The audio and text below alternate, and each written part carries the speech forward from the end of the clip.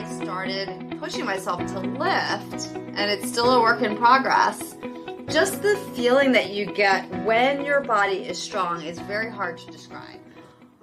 Today we're going to talk about why maintaining muscle as you age is a non-negotiable. So this is a super hot topic right now. There's a lot of influencers and people talking about the importance of muscle. And I just wanted to share that I completely agree. When you really look at the data, I really wish more women and men, but men seem to get this a little bit more than women, how important it is to maintain muscle. So as a rule, most people just feel like if they can button their jeans from 10 years ago, they're good to go. And the truth is much deeper than that.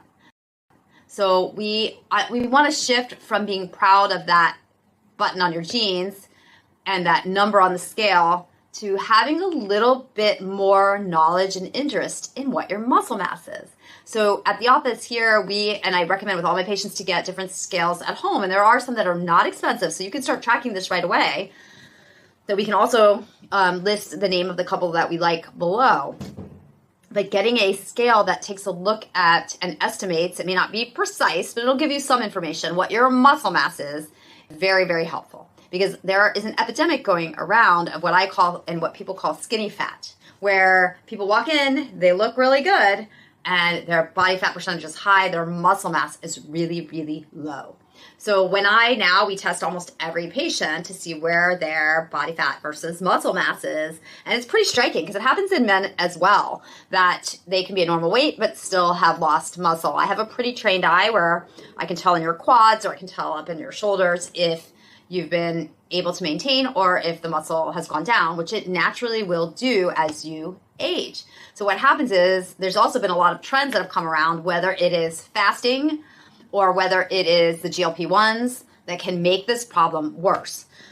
So for example, with me, I noticed to be able to maintain muscle, if I fasted in the morning, which is something I was doing for a period of time, I could not get in more than about 40 to 60 grams of protein the rest of the day during my eating window.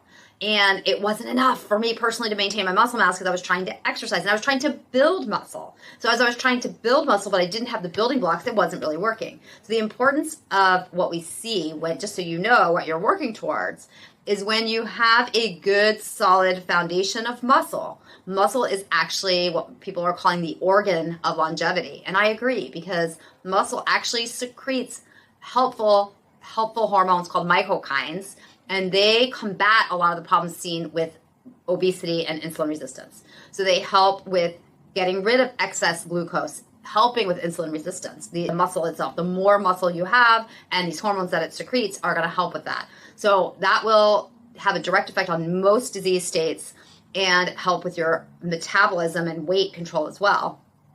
Also, if you have a good solid amount of muscle, obviously you're going to be able to do more things. You're going to have better potential for balance, better potential for strength, little things every day like putting that suitcase up overhead or getting your groceries out. Or something I've also noticed is stuff happens. We fall down, right? I've tripped several times over the past couple of years. I tripped over my headphone cord at the gym, or I stepped in my pants wrong and actually went down a half of a stairwell that was all cement and rolled down. But I know because I had muscle and some balance that I had been really working on, I was able to handle my fall. So whether it's everything from tripping to being able to put your suitcase up to being able to get groceries out, so balance will be enhanced as well as strength, the more muscle that you have. And again, also, if you're concerned about osteoporosis, which most people should be, especially women, but take a look at the women who have osteoporosis. They're almost all skinny, very, very thin, skinny, wasted, no muscle types of people. That's who gets bone loss. So muscle directly protects your bones and will prevent osteoporosis. That's another amazing, important reason. And we also know that the more muscle that you have, you're going to have less parasympathetic-sympathetic imbalance, meaning your nervous system and your cortisol. So the stress response itself, the muscle and the myokines allow us to handle that better. We don't end up with this cortisol overdrive that keeps us in fight or flight. We don't end up in sympathetic overdrive. We can more easily get access a parasympathetic sympathetic balance that makes us feel empowered and in neutrality, the stronger that we are. And many women, I think, that have transitioned from always just doing cardio into focusing on strength training, which I have to say for me was never fun. So I'm with you guys. If you're not one that like weightlifting has been like your passion, I was one of those. I'd much rather have on my headphones or watch a show and be running or doing a yoga class or a cardio class. But as I started pushing myself to lift, and it's still a work in progress, just the feeling that you get when your body is strong is very hard to describe. And it's because the body moves better, the parasympathetic and sympathetic balance are healthier. The cortisol response is less. Your blood sugar doesn't have these dips. The muscle keeps it more stable. So there's so many great benefits that happen. And it's not about aesthetics. I will say, a lot of times women will say to me, I don't want to look so muscular. I don't want to look like a man. And the truth is, most of the time, there are some people who put on muscle more easily and can get a lot bigger. But as a general rule, women will put on muscle and they are going to look better. And we're also reviving what it looks like to be aesthetically attractive. And now we are understanding that instead of just like that thin, no hips, no butt kind of look, that the sexy, healthy look is actually somebody who is strong. Because the truth is, we're attracted to humans that are sovereign. We're attracted to people who feel empowered, who feel strong, who feel like they have taken care of themselves. And when you have strength by having muscle, you do feel that way. You feel better. You are better. So that's the redefinition of what's aesthetically pleasing. It's not the waif of the past. So I hope that if you're not already really dialing in, that you start considering what I did, which was really trying to up my protein to maybe a minimum of 80 to 100 grams a day, push myself with weights. So this is a part I see a lot of people come in and they're doing Pilates, which is great for flexibility, and it does help a little bit with muscle, but it's not really pushing it.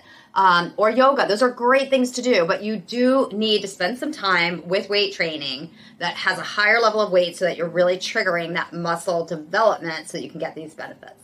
So I hope this helps. You don't need to spend a lot of time. It can be 2 or 3 times a week at the most, 20 minutes. You can rotate body parts that you're working out. You can get easy workouts online if you need to work out with a trainer. That's always a good idea at the beginning, especially so they can make sure you're not going to risk hurting yourself. So let them take a look, because there can be overextension of your knee. And I went to a new place to work out this morning, and the trainer that was leading the class was like, yeah, you can do these kettlebells, but you can't move your knee past a certain point. So those little tips are super helpful.